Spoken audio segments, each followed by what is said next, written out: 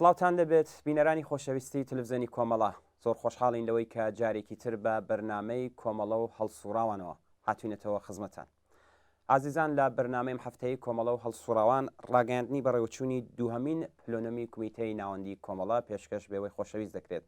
هیوادارین کە لە هەر کوێیەکەن ساغ و سلامەت بن و مەجالیەوەشان هەبێت تا کۆتایی هاوڕێ و گوێگرمان بن. فەرموون بۆ بیستنی.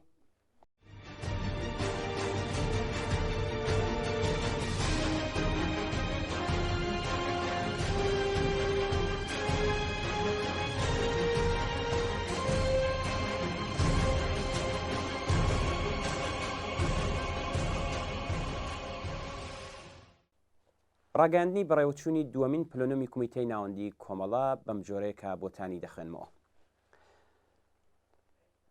بەم جۆرە بە ئاگاداریتان دەگەێنین کە دووهەمین پلۆنەمی کومیتەی ناوەندی کۆمەڵە هەڵبژێردراوی کۆنگرەی 18 لە ڕێکەوتی 12 و 14 خاکەلێوەی 1401 هەتاوی بەرامبەر لەگەڵ 1 ئاڤریلی 2022 زاینی بەڕێوەچوو.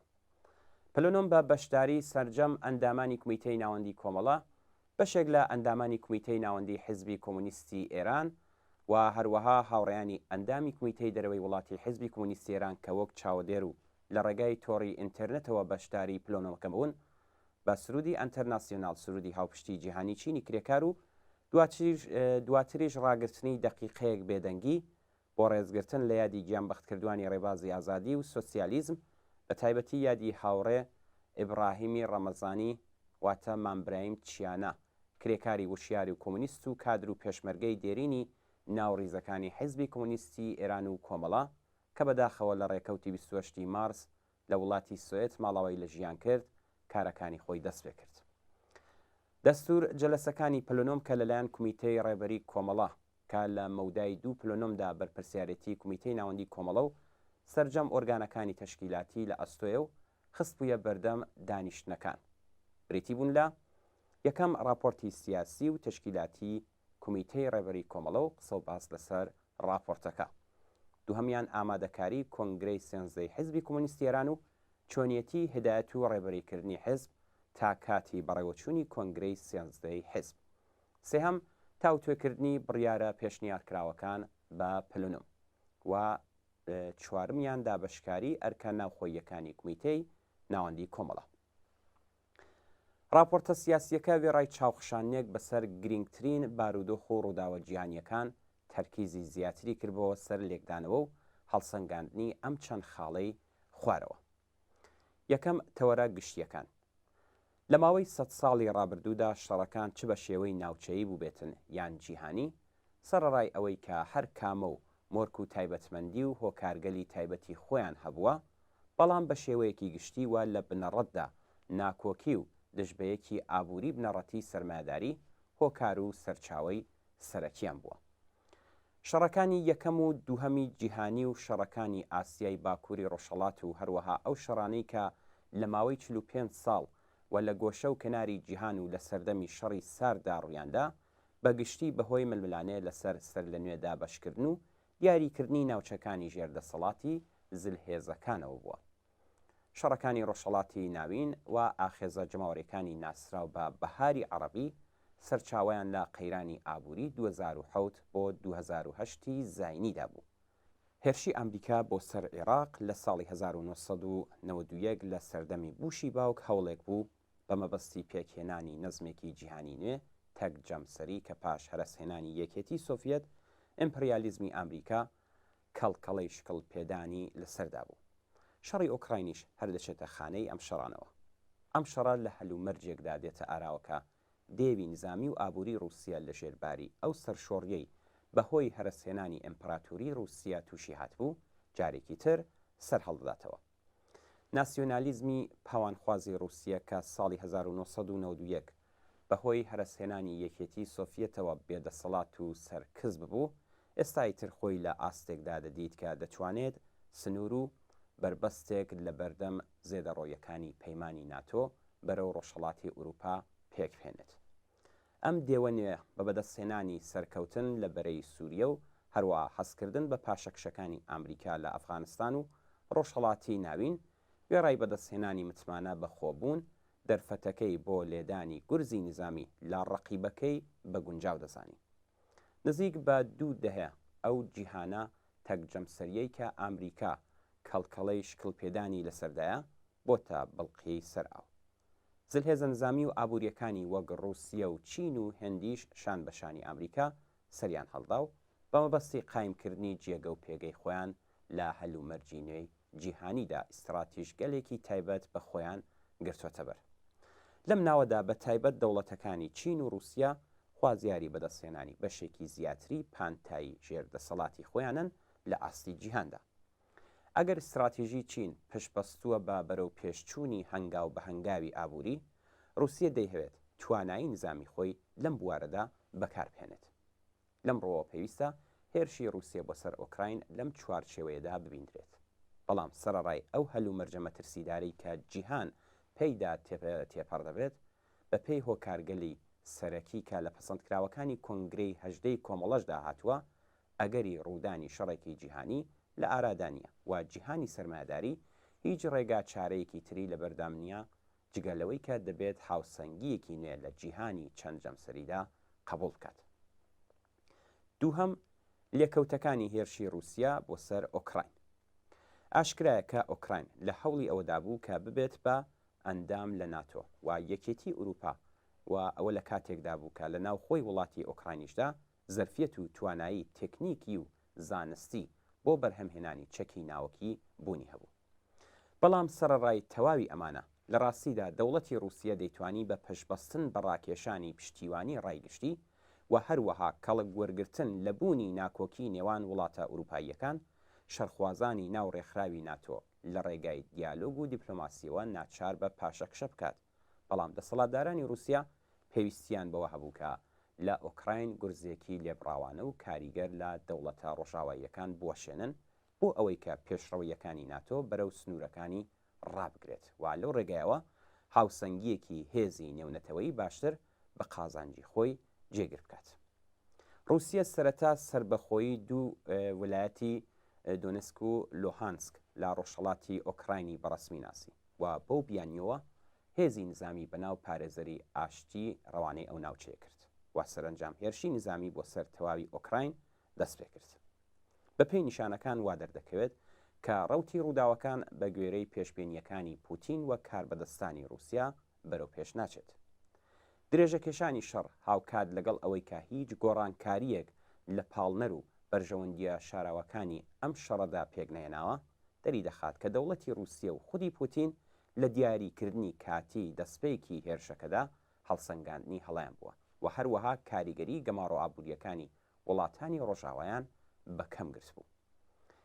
گەماڕۆ سەپێنراوەکانی سەر رووسیا کاریگەرتر بوون لە ئاستی پێشبینیە سەرەتاییەکانی رووسیا و خۆراگری لە ئۆکراینیش بە پاڵپشتی چەک و چۆڵی ڕۆژاوە درێژەی کێشاوە. بەڵام بە هەموو ئەمانەشەوە باڵادەستی نظامی رووسیا حاشا هەڵنەگر و گەماڕۆکانیش بە لە بەرچاوگرتنی توانایە ئابوووریەکانی رووسیا سنووردارن. ئەم گەماڕۆیانە جگە لە رووسیا کاریگەری نێگەتیڤ لەسەر ئابووری جیهانیش دادەنێت. نرخی جیهانی نەوت بەرز بۆتەوە و یەکێتی ئوروپانی گەرانی وەستاندنی هەناردەکردنی نەوت و گازی ڕووسیان.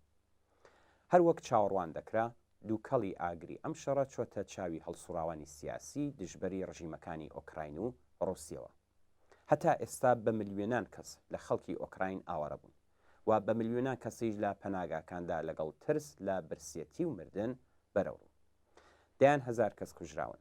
زیانە گیانی و ماڵیەکانی ئەم شەڕە تەنیا لە خەڵکی ئۆکراین و رووسیەدا سنووردار نابێت و هەر لە ئێستاوە گرانبوونی سوتەمەنی و پەیداویستیە خۆراکیەکان و تەنانەت سەرجەم کەرەستە خاوەکانی تر گوشارێکی زیاتری خستۆتە سەرشانی خەڵکی هەموو جیهان.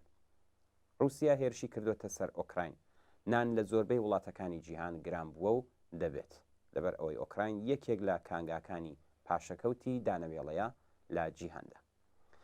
دوا بە دوای پەلامار و دەستڕێژی ئەرتەشی رووسیا بۆ سەر ئۆکراین، شەپۆلێک لە درۆ و دەلەسە و پرۆپاگەندەی ناڕاست لە ڕاگەیاندنەکانی هەردوولایانی شەڕەکە کەوتەڕێ. ئەم ڕاگەیاندنانە هەوڵیاندا لە کردەوەی دەستڕێژی کارانەی پوتین و ئۆلیگارشی گەندەڵی رووسی بە مەبەستی شارنەوەی ڕواڵەتی دزەوی سیاسەتەکانی ئەمریکا کەڵک وەربگرن. ئەوان هەوڵ دەدەن کە دەوڵەتی ئەمریکا واتە ئیمپریالیستی مەزنی جیهان سەر لە نوێ وەک پارێزەری بەناو بایەخە مرۆڤیەکان دموکراسی و ئاشتی پارێز و دژی شەڕ جێبخەن. لە بەرامبەر دەوڵەتەکانی ئەندامی ناتۆ دەسەڵاتدارانی رووسیا هەن کە هێرش بۆ سەر ئۆکراین وەک دیفاع لە گیان و سامانی خەڵکی بەشی ڕۆژهەڵاتی ئۆکراین نیشاندا و ڕاگەیاندنەکانی لایەنگران هەموو هەوڵێکی خۆیان قستەگەڕ بۆ ئەوەی ئەم درۆ پرۆپاگەندە چاواشەکارانە لە ناو بیر و ڕایگشتیدا جێبخن. لە حاڵێکدا ئەوان پێشووتر ئامادەکاریان بۆ وەڕێخستنی شانۆی مستی ئاسنین لە ڕێگەی هێرشکردنە سەر ئۆکراین کردبوو. لە ناڕەزایەتی بە ئاوا هەلوو مەرجێکدا کە بزوتنەوەی دژی شەڕ بۆ پشتیوانی لە خەڵکی ئۆکراین سربەخۆ لە پرۆپاگەندەی فریوکارانەی دەوڵەتی رووسیا و دەوڵەتەکانی ئەندامی ناتۆ لە زوێر شوێنی جیهان و لەوانە لە وڵاتی رووسیا جێگای خۆی لە دەرەوەی پرۆپاگەندەی فریوکارانە و ئاشتی خوازانەی درۆنەی ڕاگەیاندنەکانی سەر بەدەسەڵاتەکان دەکاتەوە و دێت تا ببێتە حرەکەتێکی بەربڵاوی جیهانی. لە ڕاستیدا ئەمریکا و ناتۆ دەیانتوانی بەر بەم شەڕە بگرن، بەڵام بە پەلکێشکردنی ناتۆ بەرەو سنوورەکانی رووسیا بەهێنانی وڵاتەکانی ئوروپای ڕۆژهەڵات بۆ ناو یەکێتی ئوروپا و پەیمانی نظامی ناتۆ بە پەرەپێدان و سرمایه‌گوزاریکردن لەسەر ئەو شۆڕشانەی بە دوور لە تونند و تیژین و هەروەها بەهێزکردنی دەسەڵاتە گەندەڵ و تەنانەت ڕەگەزپەرستەکانی زۆر یەک لەم وڵاتانە و بە پرۆپاگەندەی درۆینی ململانەی دیموکراسی و سەرڕۆیی بەستێنەکانی ئەم شەڕە وێرانکاریان بۆ پۆتین و دەسەڵاتدارێتی گەندەڵ سەرڕۆ و سەرکوتگەری رووسیا ڕەخسەند.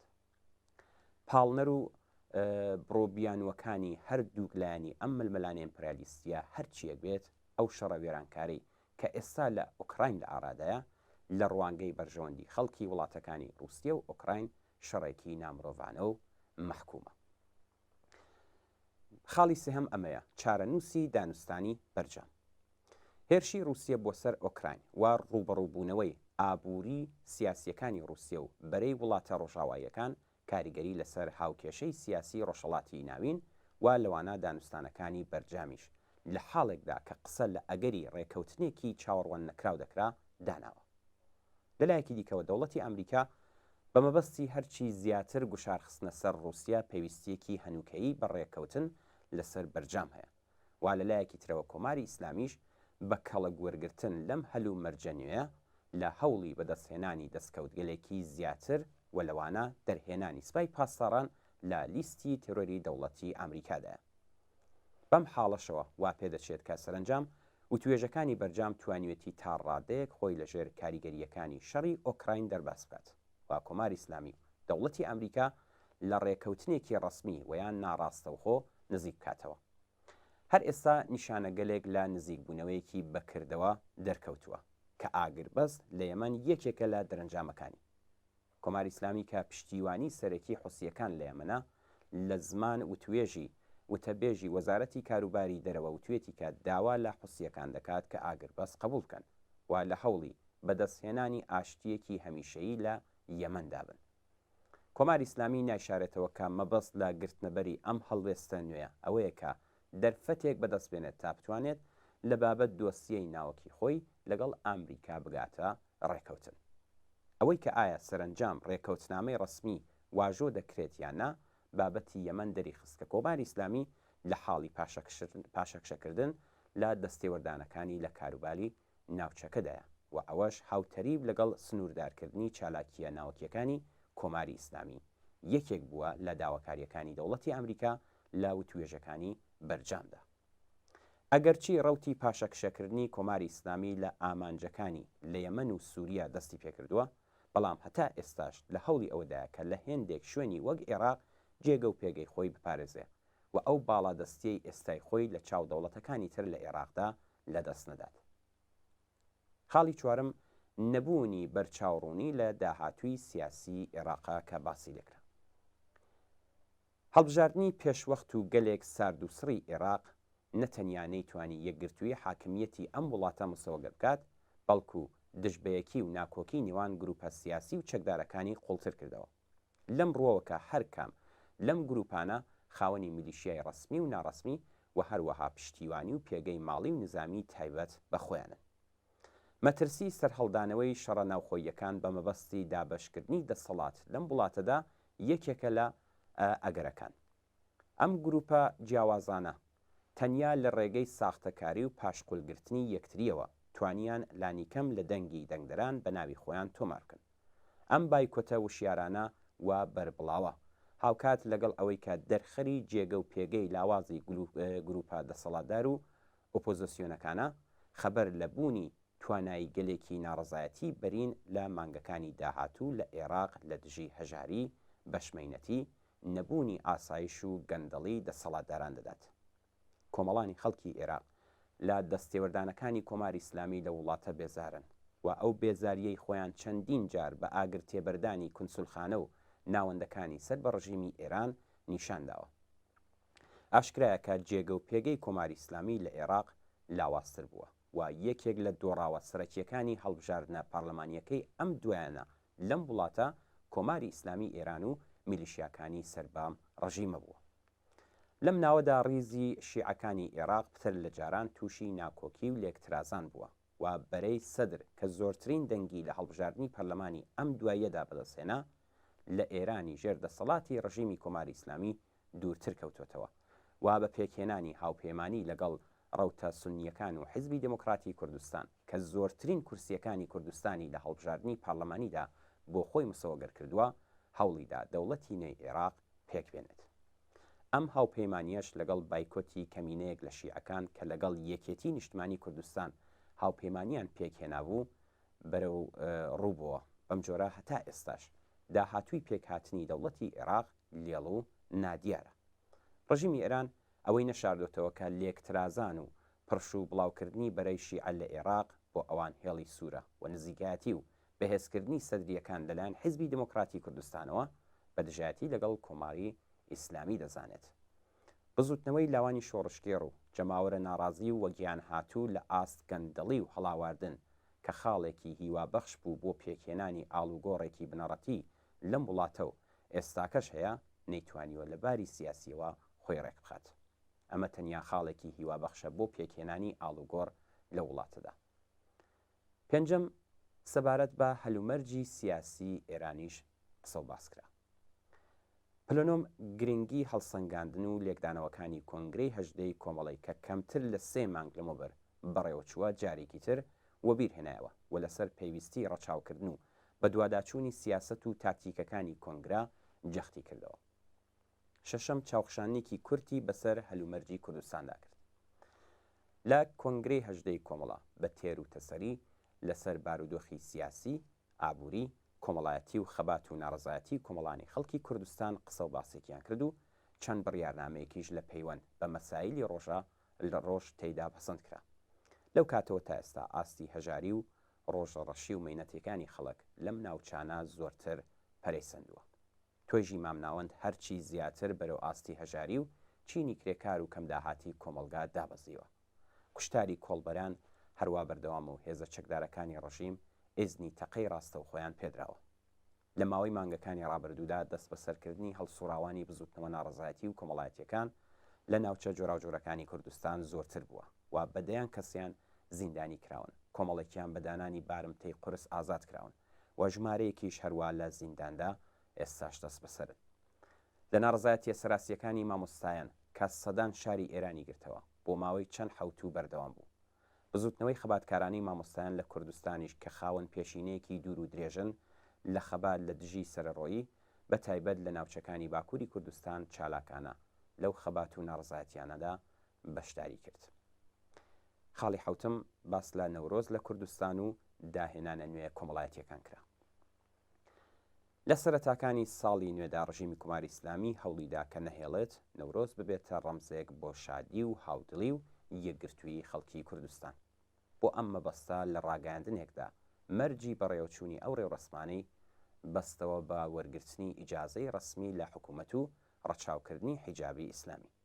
بەڵام ئەوەی کە دیتمان کاردانەوەی بەرینی خەڵک بوو لە دژی ئەو بڕیار و هەڕەشانە. خەڵک هیچ بایەخێکیان بە فەرمانەکانی ڕژیم نەدا و ڕەنج و زەحمەتی کەوتنە ژێر چاودێری و زیندانچوونیان بەگیان کڕی و ڕێوڕسمەکانی نەورۆزیان بەربڵاوتر و شکۆدارتر لە ساڵانی پێشوو بەڕێوەبرد.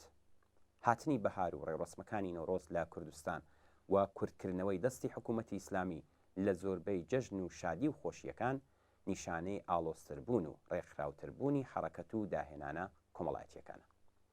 لە دژاتی لەگەڵ سیاسەتی سەرکوتوو بە حکوومەتیکردنی نەورۆز و ساڵی نێ لەلایەن ڕژیمەوە لە کوردستان ڕێوڕسمی شادی و خۆشی لە ڕۆژێکەوە بوو بە 13 ڕۆژ و لەو ماوەیدا خەڵکی کوردستان لە شار و ناوچە جۆراوجۆرەکان بەردەوام شادی و خۆشییان دەربڕی و بەم جۆرە هەرچی ڕژیم بە زەبری زۆر و فەرمانی حکوومەتی سەپاندبووی بە هێزی جەماوەری و یەکگرتوانی خۆیان پوچەڵیان کردەوە. حکوومەتی ئیسلامی و دام و دەستگای سەرکوتو و ڕاگەاندنەکانی بەردەوام هەوڵیان داوە تا بەر بە ڕێکخراوبوون و چالاکی هەڵسوراوانی بوارە جۆراوجۆرەکان لە کوردستان بگرن. بەڵام هەڵسوراوە فەرەچەشن و جۆراوجۆرەکان سەرڕای بوونی سەرکوتو و سەرڕۆی و فەزای میلیتاریستی و نیزامی ئەمنیەتی ڕژیم ڕێکاری ممکن و کاریگەری خۆیان دۆزیوەتەوە و هەر ساڵێک کە تێپەر دەبێت ئێمە شایەدی چالاکی بربڵاوتر و گشتگیرتری ئەوانی. چالاکیە کۆمەڵایەتیەکانی وەک پارێزگاری لە ژینگە و مافی ئاژەڵان، بەرگری لە منداڵانی بێسەرپەرست و بە ساڵاچوان، هەوڵ و کۆششی بربڵاو لە پێنا و فێرکردنی زمانی دایکی و هەروەها چالاکی بواری ڕاگەاندن و بەتایبەت لە ئینتێرنێت و تۆڕە کۆمەڵایەتیەکان، چالاکی فەرەچەشنی و هونەری ئەو مناڵ و تازە لاوانەی کە گەلێک بەرهەمی جوان و سەرنجڕاکێشیان لە ئاستێکی بەرچاودا بڵاوبووتەوە هەمووان دەبینین و دەبیستین و بەشێکن لەو کار و چالاکیانە. دوای بیستنی راپۆرتی سیاسی و قسە و باس و دیالۆگێکی چڕوپڕ و هەملایەنە لەم بابەتەوە، هەروەها بیستنی ڕاوبۆچوونەکان و ورکردنەوەی راپۆرتەکە، بڕیاردرا قسە و باسەکانی پلۆنۆم لە ڕێگەی ڕاگەاندنەکانی تەشکیلات لەوانە لە تەلەڤیزیۆنی حزبی کۆمونیستی ئێران و تەلەڤیزیۆنی کۆمەڵە لەلایەن هاوڕێیانی بەشدار لە پلۆنۆمەکە بە ئاگاداری هەمولایەک بکات، هەروەکە ئەلان پێشکەشتان دەکرێت. بەشی دووهەمی دەستور جەلسەی پلۆنۆم بریتی بوو لە پێشکەشکردنی راپۆرتی ئۆرگانە تەشکیلاتیەکانی کۆمەڵا بە پلۆنۆم. ئەو راپۆرتانی کە لەلایەن بەرپرسی کومیتە و ئۆرگانە تەشکیلاتیەکانی هەڵبژێردراوی پلۆنۆمی یەکەمی کومیتەی ناوەندی کۆمەڵەوە پێشکەشکران، راپۆرتی بەشی تەشکیلاتی عەلەنی جێگر لە هەرێمی کوردستان، تەشکیلاتی شوێنی کار و ژیان واتە تەکەش، نێونەرایەتی کۆمەڵە لە دەرەوەی وڵات و کوردستانی عێراق، تەلەڤیزیۆن و ڕاگەاندن و هەروەها بەشی ماڵی لە خۆگرت و کاتیاندا بە شێوەیەکی ورد باس لە خاڵە بەهێز و لاوازەکانی ئەم دەورەی کار و چالاکیەکانی تەشکیلاتی کۆمەڵەکرا بوو. پلۆنۆم پاش بیستنی راپۆرتە پەیوەندیدارەکان لەسەر هەمووی تەوەرەکان بە تێر و تەسەلی قسە و باسی کرد. لە قسە و باسەکانیدا بە شێوەیەکی گشتی جەختکرایە لەسەر نەهێشتن و چارەسەرکردنی کەم و کوڕیەکانی کار، باشترکردنی شێوەی کار و چالاکیەکانی ڕۆژانە، بوونی بوار و بەستێنی گونجاو لە کۆمەلگا بە مەبەستی پەرەسەندن و بربڵاوتربوونی چالاکیە حیزبی و جەماوەریەکان و نەهێشتنی بربەستەکان لەم بوارەدا، پەرەپێدان و بەهێزکردنی هێزی پێشمەرگەی کۆمەڵە و خۆ ئامادەکردن بۆ بەرەوڕووبوونەوە لەگەڵ هەر ئەگەرێک لە بارودۆخی سیاسی ئێران و بە تایبەت بارودۆخی ئاڵۆز و ناڕوونی عێراق و هەروەها بوونی هێزی عەلەنی کۆمەڵە لە هەرێمی کوردستان و باشترکردنی دۆخی ماڵی کۆمەڵە. بەشێکی تری دەستور جەلسەی پلۆنۆم ئامادەکاری کۆنگرەی 13 حزبی کۆمونیستی ئێران و چۆنیەتی ڕێبەری و هیدایەتکردنی حزب تا کاتی بەڕێوەچوونی کۆنگرەی 13 حزب بوو. لەم بوارەدا پلۆنۆم یەکەم لە درێژەی پەسەندکراوەکانی کۆنفرانسی 13 تەشکیلاتی دەرەوەی وڵاتی حزبی کۆمونیستی ئێران و هەروەها کۆنگرەی 18 کۆمەڵەدا جارێکی تر پێویستی بەڕێوەبردنی کۆنگرەی 13 حزبی کۆمونیستی ئێرانی وەبیر هێنایەوە و جەختی لەسەر کردەوە. دووهەم پلۆنۆم کومیتەیەکی 13 کەسی پێک هاتوو لە ئەندامانی کومیتەی ناوەندی حزب کە لە حیزبی کۆمونیستی ئێران جیانەبوونەتەوە و لە ئەندامانی کومیتەی ناوەندی کۆمەڵە و هەروەها لە کومیتەی دەرەوەی وڵات دیاری کرد و ئەرکی ڕێبەرایەتیکردنی حیزبی تا کاتی بەڕێوەچوونی کۆنگرەی 13 پێسپاردن. ئەم کومیتەیە هاوکات ڕاستپێردراوەکە لە زووترین کاتی ممکندا ئامادەکاری بەڕێوەبردنی کۆنگرە ئەنجام بدات و پێداویستیە سیاسی تەشکیلاتیەکانی دابین بکات. پلۆنۆمی کومیتەی ناوەندی کۆمەڵە جەختی کردەوە کە ئەم کۆنگرەیە مەشروعیەتی خۆی لە دەنگی زۆرینەی ئەندامانی ڕەسمی حزبی کۆمونیستی ئێران وەردەگرێت. لە بەشێکی تری دەستور جەلسەکانی پلۆنۆمدا بڕیارێک سەبارەت بە شێوازە ڕسمیەکانی بەکارهێنانی ناوی کۆمەڵە بەم ناوەڕۆکەی خوارەوە پەسەند کرا. لەم ڕووەوە کە بەپێی بەندی دەی ئەساسنامەی حیزبی کۆمونیستی ئێران بەهۆی ڕابردووی خەباتکارانە و خۆشەویستی و خۆشناوی و جێگە و پێگەی کۆمەڵە لەناو کۆمەڵگای کوردستاندا ناوی کۆمەڵە ناوێکی ڕسمی و ئەساسنامەیی تەشکیلاتی کوردستانی حیزبی کۆمونیستی ئێرانە و هەروەها لەو ڕووەوەکە لە پەیوەستی ئەساسنامەی حیزبی کۆمونیستی ئێراندا لەسەر بنەمای ماف و دەسەڵاتی تایبەتی کۆمەڵە پەسەندکراوی کۆنگرەی دامەزرێنەر لە خەرمانانی 1362 هەتاوی کە تێیدا ناوی کۆمەڵە بە تەنیاش بەکاربرداوە پلۆنۆم جەخت دەکاتەوە کە ئەم ناوانی خوارەوە یەکەم کۆمەڵە ڕێکخراوی کوردستانی حیزبی کۆمونیستی ئێران، دوو کۆمەڵە، سێ کۆمەڵەی کۆمونیست بە مەبەستی نێونەرایەتی و ناساندنی تەشکیلاتی کۆمەڵە لە کۆڕ و کۆمەڵ و ڕاگەیاندنەکاندا ڕسمی دەبێت. دوایین بەشی کاری پلۆنۆم بریتی بوو لە دابەشکاری ئەرکان ناوخۆییەکانی کمیتەی ناوەندی کۆمەڵە بە لە بەرچاوگرتنی ئەوەی کە ماوەیەکی زۆر بەسەر بەڕێوەچوونی کۆنگرەی هەژدەی کۆمەڵەدا تێپەڕ نەبووە واتە کەمتر لە 3 مانگ بوو. هەروەها بە لە بەرچاوگرتنی ئەوەی کە حوتویەک پاش کۆنگرەی هەژدەی کۆمەڵە یەکەمین پلۆنۆمی کمیتەی ناوەندی کۆمەڵە بەڕێوەچوو کە ئەرکی سەرەکی بریتی بوو دابەشکاری ئەرکە ناوخۆییەکان و ڕێخستنی کمیتەی ناوەندی کۆمەڵە و ئۆرگانە پەیوەندیدارەکان، هەروەها بە لە بەرچاوگرتنی ئەوەی کە مەودایەکی کورد بەسەر کار و چالاکی ئۆرگانە ڕێکخراوەکاندا تێپەڕ دەبێت، پلۆنۆمی دووهەمی کمیتەی ناوەندی کۆمەڵە بەپێی ئەو دابەشکاری و ڕێخستنانی پێشوو ماوەی ئۆرگانە تەشکیلاتیەکانی تا پلۆنۆمی سێمی کمیتەی ناوەندی کۆمەڵە درێژ کردەوە و ئەرکی بەرەو پێشبردنی کار و چالاکیەکانی دەورەی داهاتووی تەشکیلاتی پێسپاردن. سەرنجام پلۆنۆمی دووەمی کمیتەی ناوەندی کۆمەڵە پاش 2 ڕۆژ کاری چڕوپڕ و بە ئاکامگەیاندنی دەستور جەلەسە و ئەرکە دیاریکراوەکان سەرکەوتوانە کۆتایی پێهات. کمیتەی ناوەندی کۆمەڵە ڕێکخراوی کوردستانی حیزبی کۆمونیستی ئێران 15 خاکەلێوەی 1401 هەتاوی 4 ئاوریلی 2022 زاینی ئەم پلۆنۆمە بەڕێوەچوو.